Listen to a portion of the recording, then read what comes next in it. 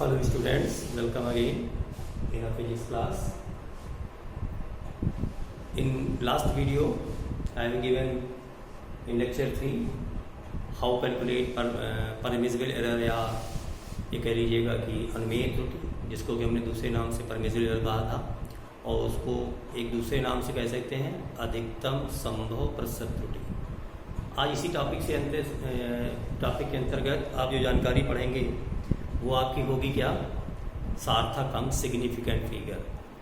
ये भी इम्पॉर्टेंट है, 1 नंबर 2 नंबर की जानकारी मिल जाती है। कभी कभी तो क्या होगा, एडिशन दे देंगे, सब्ट्रैक्शन दे सकते हैं, मल्टीप्लिकेशन दे सकते हैं, डिवीजन हो सकता है आपका। और कभी क्या होगा, कुछ नंबर्स दी होंगी और उस नंबर के अकॉर्डिंग आपसे पूछेंगे इसमें how many significant figures are here, कितने सार्थक अंक हैं।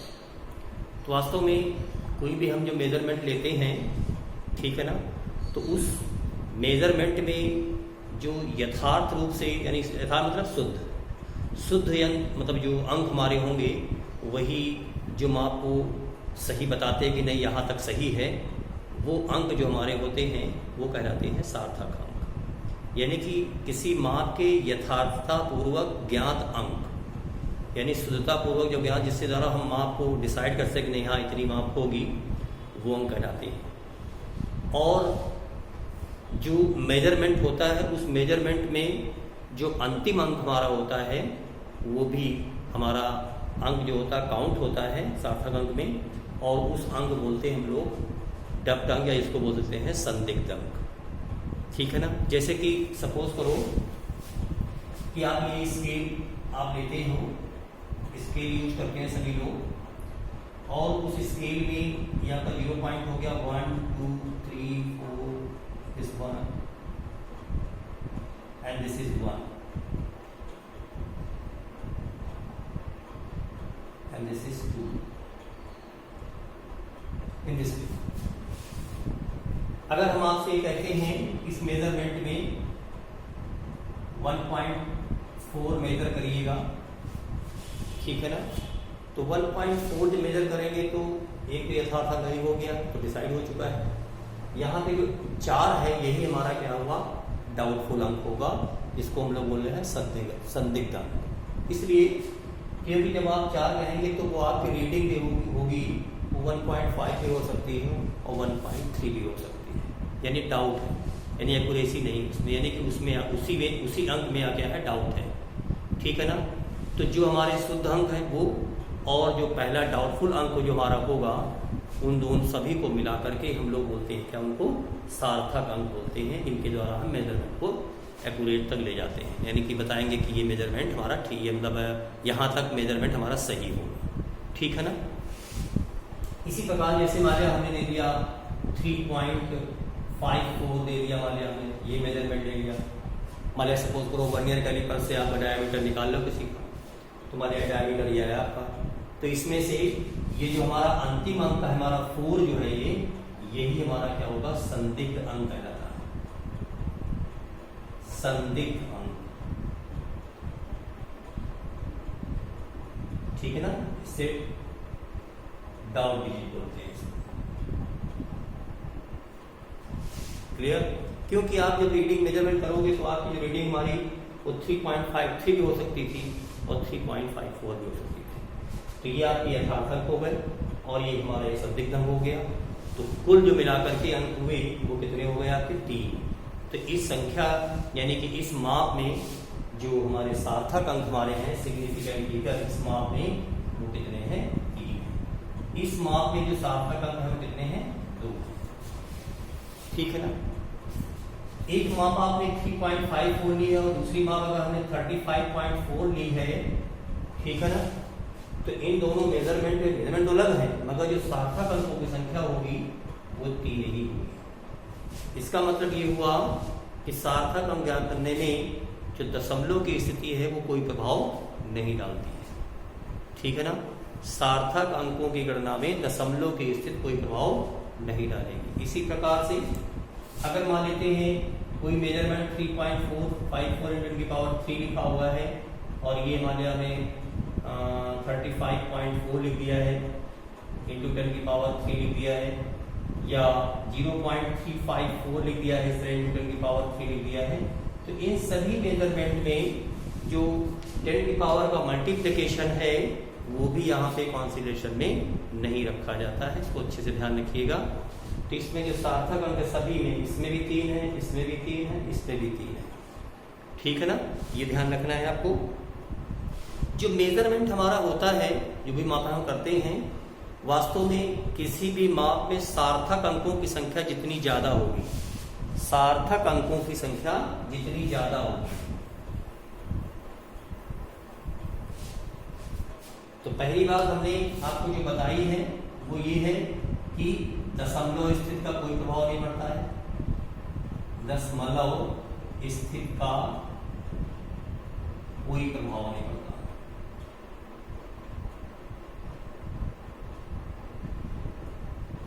दूसरी बात ये है किसी भी माप में सार्थक अंकों की संख्या जितनी ज्यादा होगी, सार्थक अंकों की संख्या अधिक होने पर माप यथार्थ होगी, ठीक है ना। इसी भी मापन है मोर एंड मोर, जैसे मान लिया कोई मेजरमेंट है, जैसे मान लिया 3.54 एक मेजरमेंट लिया हमने, और एक मेजर हमने लिया, आपने ले लिया 3.504 ये मेजरमेंट ले लिया। तो इस मेजरमेंट और इस मेजरमेंट में आप देख रहे हो इसमें सार्थक अंक कितने हैं, 3 है, और इसमें सार्थक अंक कितने हैं, 4, इसमें सार्थक अंक 3 है, इसमें सार्थक अंक 4 है। तो ये जो मेजरमेंट होगा वो ज्यादा एक्यूरेट होगा, ठीक है ना। और एक बात समझेंगे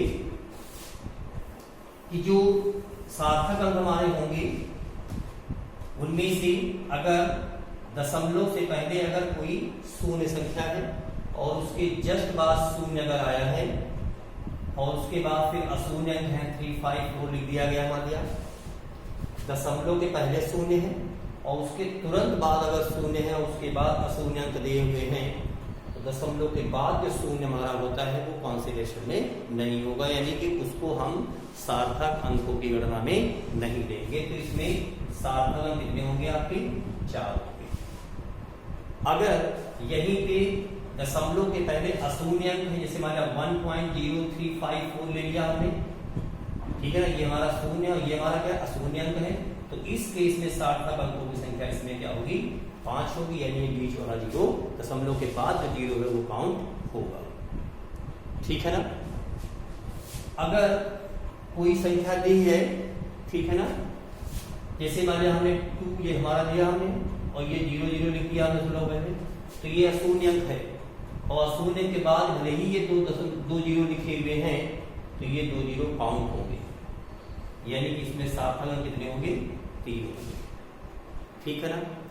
अगर कोई मेजरमेंट ऐसा है जिसमें हमारे अशून्य अंक हैं और अशून्य अंक के बाद जो 0 आते हैं, जैसे मान लिया हमने कोई मेजरमेंट ले लिया हमने 5400 इतना ले लिया है, इसमें कहीं दशमलव नहीं लगाया है, दशमलव विहीन संख्या है, ठीक है ना, ये दशमलव विहीन संख्या है, तो इसमें से दाईं ओर के ये 0 लिखे हुए हैं ये कॉन्सिडरेशन में नहीं होंगे, सार्थक अंकों को गणना से नहीं की जाएगी, यानी कि ये सार्थक अंक नहीं माने जाएंगे, तो केवल कितने माने जाएंगे, 2। हाँ, अगर ये संख्या मतलब जो कोई माप हमारी है वो अगर वास्तविक माप ये हमारा कह दिया 5400 किलोग्राम, तो 5400 किलोग्राम निश्चित संख्या है वो, तो फिर वहां पे उसको हम जो सार्थक अंकों को मान लेंगे। अगर ये कुछ बताया नहीं गया है, केवल 5400 लिखा हुआ है, कोई मेजरमेंट नहीं दिया है, किलोग्राम रुपए पैसे जो भी नहीं दिया हुआ है, तो फिर ये दाहिनी तरफ के अंक जो आपके होंगे दाहिनी तरफ के जो 0 होंगे, ठीक है ना, वो क्या माने जाएंगे, नेगलेक्ट कर दिए जाएंगे, हमको गणना में नहीं लेंगे सार्थक अंकों में, ये अच्छे से ध्यान रखना है, ठीक है ना। सो इफ ऑफ नंबर, ठीक है ना, हैविंग डेसिमल्स, यानी कोई नंबर ऐसे जिसमें डेसिमल नहीं लगा हुआ है, then zeros after non decimal number, जो नॉन डेसिमल नंबर के बाद के जो 0 होंगे that will be not counted as a significant figure, यानी उनको हम सिग्निफिकेंट फिगर्स में गणना में नहीं लेते हैं, ठीक है ना, ये ध्यान रखना है। तो ये हमने कुछ जानकारियाँ दी हैं जिसमें कि सार्थक अंकों की संख्या कैसे चाहता हूँ कैसे पता लगाते हैं। तो जैसे अगर हम कुछ एग्जाम्पल्स देते हैं उनके हिसाब से आप इनकी संख्या बता भी सकते हैं। जैसे हमने लिख लिया 2.00 लिख लिया, हमने 0.0250 लिख दिया है, और तीसरा लिख दिया है मैंने 1.025 लिख दिया है, फोर्थ मान लिया हमने लिख लिया 3.50 इंटू 10⁻² है, 5 में लिख दिया 4500 लिख दिया होगा, 6 लिख दिया हमने 30500 इसे लिख दिया है। तो इस तरह से आप ध्यान रखेंगे यहाँ पे। ये देखिए हमारी दशमलव के पहले कैसे अशून्य संख्या है, तो इसमें जो सिग्निफिकेंट फिगर्स हमारे होंगे दैट इज 3। यहाँ पे देखिए क्या है, इसके पहले 0 है, इसके बाद ये, तो ये 0 आपका नहीं होगा मगर ये 0 काउंट होगा, ठीक है ना, क्योंकि दशमलव युक्त संख्या है। तो इस हिसाब से यहाँ सार्थक कितने होंगे, इसमें भी 3 होंगे। यहाँ पे दशमलव के पहले ये अशून्य संख्या है, इसमें सार्थक कितने होंगे, 4 होंगे। यहाँ पे मैं बताया था कि ये 10 की घात जो 2 लिखा हुआ है ये 5 में नहीं होगा, और ये दशमलव संख्या है इसलिए सार्थक इसमें कितने होंगे, 3 होंगे। यहाँ पे डिसाइड नहीं है कि वास्तविक संख्या है कि नहीं, इसलिए यहाँ पर ये नॉन डेसिमल नंबर वाली बात तो है, दशमलव विहीन संख्या है, और ये पूर्णांक के बाद ये जो लिखे हुए हैं इनको हम गणना नहीं लेंगे, तो सार्थक कितने होंगे, 2। और अगर यहाँ दिया है 30500, तो ये जो बीच में 0 दिया हुआ है ये तो गणना में होगा मगर ये जो दोनों 0 है गणना में नहीं होंगे। तो इस तरह से आप सिग्निफिकेंट फिगर्स दिखा सकते हैं। अब सिग्निफिकेंट फिगर से हम कैसे एडिशन और सब्ट्रैक्शन करते हैं वो देखेंगे। कभी कभी कुछ नंबर्स दे देंगे और कहेंगे इनको ऐड करिए और सब्ट्रैक्ट करिए, तो एडिशन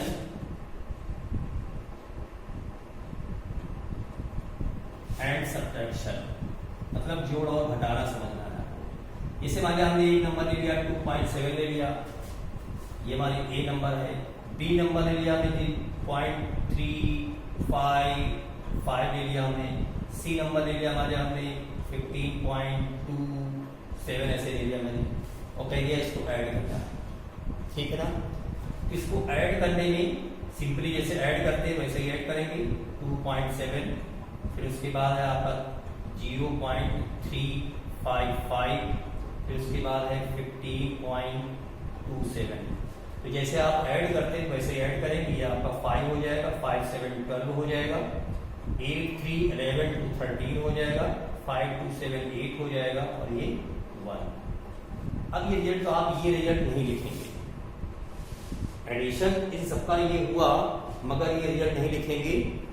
आपको कहा जाएगा कि सार्थक अंकों तक इसका मान चाहिए ना, ये यानी इसका निकटतम सार्थक अंकों में इसका मान बताना होगा। तो इस हिसाब से रिजल्ट जो देंगे उसके लिए क्या ध्यान रखना है आपको, कि जो भी आपके माप हैं उन माप में आपको ये देखना है कि दशमलव के बाद न्यूनतम अंक किस माप में है, दशमलव के बाद न्यूनतम माप किस माप में, ठीक है ना। तो आपने देखा होगा न्यूनतम अंक इसी में है, यानी कि इसका मतलब ये हुआ कि आपको जो रिजल्ट देना है वो दशमलव के 1 अंक तक ही देना है, ठीक है ना। जो भी मेजरमेंट है उसमें ये देखना है कि कौन से ऐसी माप है जिसमें दशमलव के बाद सबसे कम अंक है। इसमें 2 है, इसमें 3 है और इसमें 1 है, तो आपको जो रिजल्ट देना है वो दशमलव के 1 स्थान तक देना होगा, ठीक है ना। तो दशमलव के 1 स्थान तक आपकी यही वैल्यू आ रही है। अब बात आती है इसके बाद के अंकों की, तो इसके बाद जो अंक हमारा ये 2 है तो राउंडिंग ऑफ करना पड़ता है।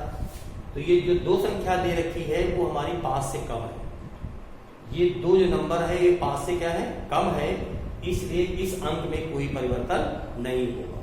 अगर यही संख्या क्या होती 5 या 5 से बड़ी होती तो फिर क्या करते, यहाँ पे जो अंक होगा उसमें हम 1 ऐड कर देते हैं। कम है तो कोई मतलब नहीं, जो नंबर आपकी है वैसे ही लिख दी जाएगी, 18.3 ऐसे लिख दिया जाएगा। जैसा मैंने एडिशन रूल बताया है इसी रूल को आप अप्लाई करेंगे किसमें, सब्ट्रैक्शन में। कोई चेंज नहीं होगा, जैसे आप घटाते हो वैसे ही घटाने का काम करना है, और केवल ध्यान रखना है कि जो आपको रिजल्ट देना है वो ध्यान रखना है कि इस माप जितनी माप आपको दी गई हैं उन मापों में से कौन सी माप ऐसी है जिसमें दशमलव में सबसे कम अंक है, वहीं तक आपको रिजल्ट देना है। ठीक है ना। तो इसमें तो बताया गया, पहले बता चुके आपको, दशमलव बाद 2 अंक है, दशमलव बाद 3 अंक है। ठीक है ना। इससे कम और ये वाले अंक इससे भी कम है। तो आपको जो रिजल्ट देना है वो दशमलव के न्यूनतम अंकों तक देना है। ठीक है ना। इसी प्रकार से हम मल्टीप्लिकेशन भी करते हैं, जैसा एडिशन और सब्ट्रैक्शन के रूल है वैसे ही मल्टीप्लिकेशन और सब्ट्रैक्शन का है। तो मल्टीप्लिकेशन और सब्ट्रैक्शन में हमें ध्यान रखना है कि जो रिजल्ट देना होता है वो न्यूनतम सार्थक अंकों वाली संख्या के साथ देना पड़ेगा। अगर 2 संख्याएं दी हैं और उनका हम मल्टीप्लिकेशन करते हैं, मल्टीप्लिकेशन जैसे मान लिया हमने लिया एक नंबर ले लिया 2.5 और एक नंबर ले लिया हमने 0.125, तो यहाँ पे कितने हैं, 3 हैं, और यहाँ पे कितने सार्थक अंक हैं, 2 हैं। तो इसका जो हम मल्टीप्लाई करेंगे, जो रिजल्ट आएगा उसमें कम से कम सार्थक अंक लेंगे, यानी आप रिजल्ट जो दिखाएंगे वो 2 अंकों तक दिखाएंगे। ठीक है ना। तो एडिशन और सब्ट्रैक्शन में क्या ध्यान रखना है कि दशमलव के बाद जितने अंक सबसे कम है वो उसके साथ देना है, और मल्टीप्लिकेशन या डिवीजन में एक ही चीज ध्यान रखना है, क्या कि जो अंतिम रिजल्ट हमारा होगा गुणा के बाद जो आएगा उसमें रिजल्ट उस हिसाब से होगा जिसमें सार्थक अंक सबसे कम है। ठीक है ना। यानी कि कम से कम सार्थक अंकों के हिसाब से आपको रिजल्ट उसमें देना होगा। इसमें सार्थक अंक 3 है, इसमें सार्थक अंक 2 है, तो जो अंतिम रिजल्ट देंगे हम वो सार्थक अंक 2 के बदले यानी 2 अंकों में हम उसका रिजल्ट देंगे। Okay. So this is about significant figures. कुछ और एडिशनल इसमें इंफॉर्मेशन जो होगी वो आपको हम नेक्स्ट वीडियो में देंगे। Okay. If you like the video, ठीक है ना, you like and share also. Okay, thank you.